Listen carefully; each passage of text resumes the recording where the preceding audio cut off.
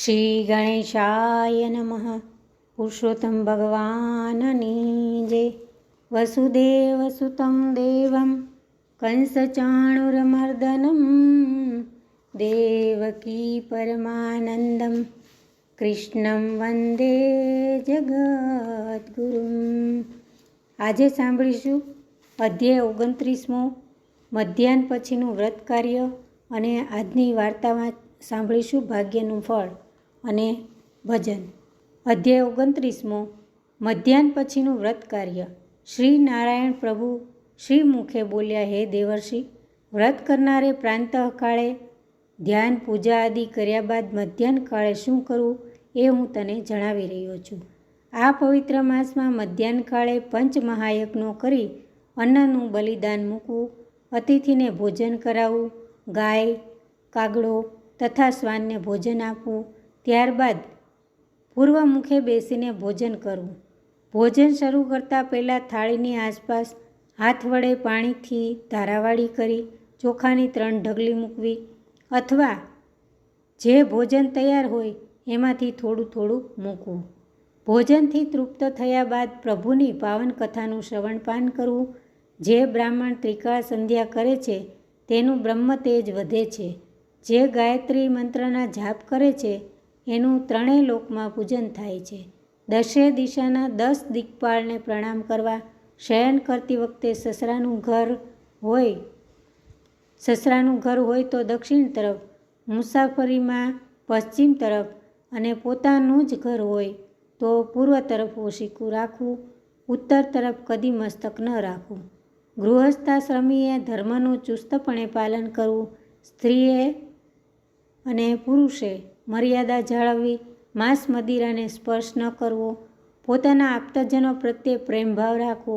પુરુષોત્તમ માસનું વ્રત કરનારે આ તમામ ધર્મોનું સદા પાલન કરવું. તો આ હતો અધ્યાય 29મો, અને હવે સાંભળીશું વાર્તા ભાગ્યનું ફળ. એક નાનકડું ગામ હતું. તેમાં એક ડોસો રહે. તેને 2 દીકરા હતા. ડોસાએ ખેતીમાં તનતોડ મહેનત કરી બંને દીકરાઓને પરણાવ્યા. થોડો સમય થયો ને ડોસો ગુજરી ગયો. ખેતીવાડી, વટવહેવાર અને ઘર સંસાર ચલાવવાની જવાબદારી બંને ભાઈઓને માથે આવી પડી.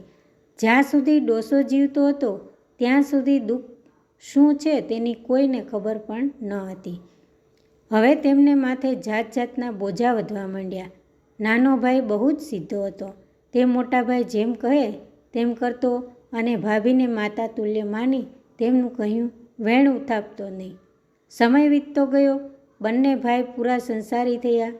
મોટા ભાઈને 1 દીકરી અને નાના ભાઈને 3 દીકરા અને 2 દીકરી. બધાનું પૂરું કરવાની જવાબદારી મોટા ભાઈની માથે રહેતી. એક દિવસ દૂધનું વાસણ નાના ભાઈના દીકરાથી ઢોળાઈ ગયું.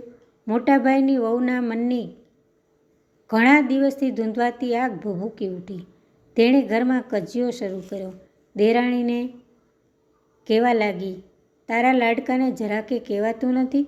આટલું બધું દૂધ ઢોળાવી નાખ્યું. હવે રાતે વાળું શામાં કરીશું? છોકરાને એટલા બધા ચડાવવા હોય તો જુદા રહો. મારાથી આ સહન નહીં થાય. જેઠાણીના કડવા બોલ બિચારી દેરાણી મૂંગે મોઢે સાંભળી રહી. એક પણ શબ્દ બોલી નહીં. રાતે મોટો ભાઈ ઘેર આવ્યો ત્યારે તેણે તેના કાન ભંભેરવા માંડ્યા. તમારું તો અહીં જ ઠેકાણે નથી. નાની વહુ મને જેમ ફાવે તેમ બોલી ગઈ.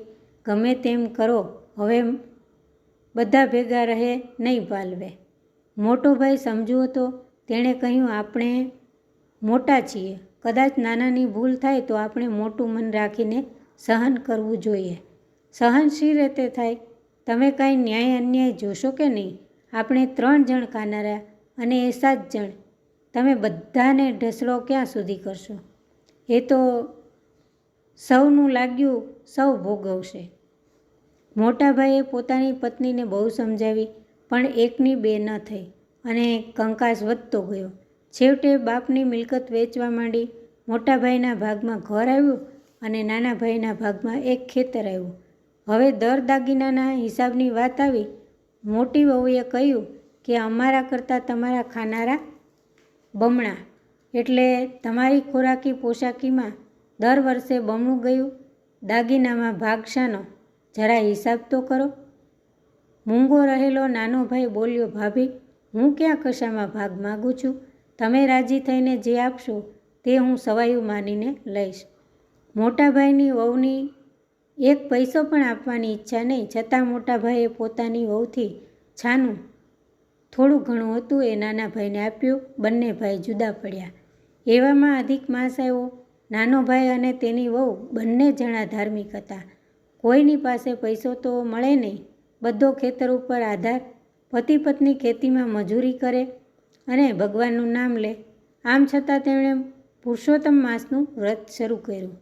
એક દિવસ નાનો ભાઈ ખેતરના રખવાળે સૂતો હતો. મધરાત થઈ અને 50 લૂંટારાઓનું ટોળું આવ્યું. નાના ભાઈના ખેતરમાં ઘોડા દોડ્યા અને લૂંટારાઓ ચોરીનો માલ વેચવા બેઠા. બિચારાના સોના જેવો પાકેલો મોલ ઘોડાઓ ચરી જતા હતા, પણ એનાથી કશું બોલાયું. એ તો પુરુષોત્તમ રાયનું નામ લેતો માળામાં બેસી રહ્યો. સવાર થતાં પહેલાં લૂંટારાઓ ચાલતા થયા. નાનો ભાઈ ખેતરમાં જુએ તો ઘોડાઓએ ખાધેલું અને ખૂંદેલું શેર અનાજ પાકે એવું પણ ન મળે. થોડી વાર થઈ અને નાની વહુ ખેતરમાં આવી. વહુએ જોયું તો આખું ખેતર ભેળાઈ ગયેલું. વહુ તો ચોધાર આંસુએ રડી પડી. પુરુષોત્તમ માસનો આજે છેલ્લો દિવસ હતો. વ્રતનું ઉજવણું કરવાનું હતું. વહુની પાસે 1-2 દાગીના હતા, તે ઉતારીને કહ્યું, આ દાગીના વેચી આવો, પણ વ્રતનું ઉજવણું તો કરવું જ પડશે. ભગવાનને આપવું હશે તો આપણે આપશે અને લઈ લેવું હશે તો લઈ લેશે. જેવા આપણા કર્મ તેવા ફળ. નાનો ભાઈ વહુના દાગીના લઈને બીજે ગામ વેચવા જતો હતો. પરગામ જતાં તેને થયું, લાવને ખેતરમાં થતો જાવ. તે ખેતરમાં ગયો. એવામાં એની નજર એક પોટકા ઉપર પડી.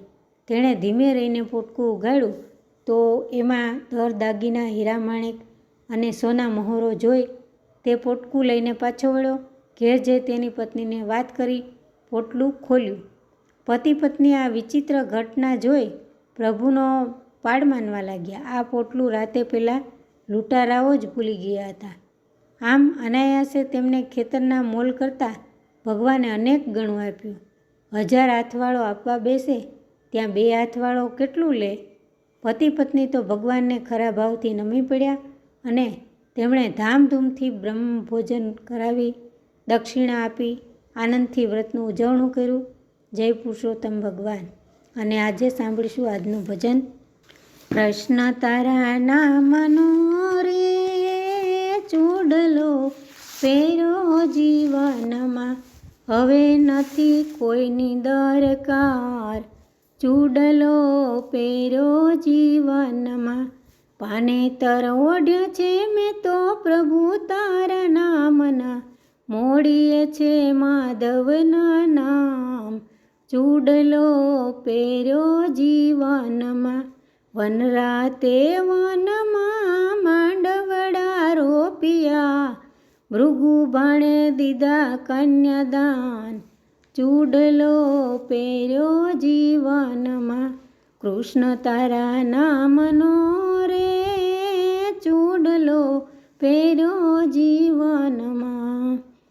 માયરે બેઠી રે હું તો મોહનવર સાથે, પ્રેમની રોપી છે વરમાળ.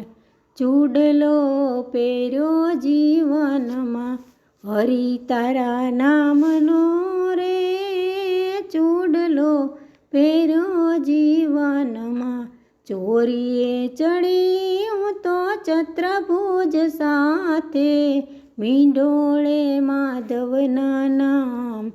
ચૂડલો પહેર્યો જીવનમાં, માતા પિતાએ સખી મુજને વળાવી, આવી હું તો નંદ ઘેર આજ.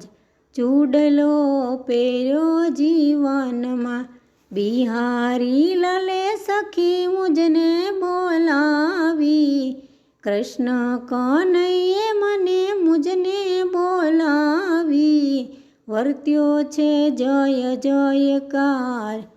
ચૂડલો પહેર્યો જીવનમાં, વલ્લભના સ્વામી પ્રભુ રસિક શિરોમણી, દેજો ને વ્રજમાં વાસ, ચૂડલો પહેર્યો જીવનમાં, કૃષ્ણ તારા નામનો રે ચૂડલો પહેર્યો જીવનમાં, હવે નથી કોઈની દરકાર, ચૂડલો પહેર્યો જીવનમાં, ચૂડલો મેં પહેર્યો જીવનમાં। કૃષ્ણ કનૈયા લાલ કી જય, પુરુષોત્તમ ભગવાનની જય।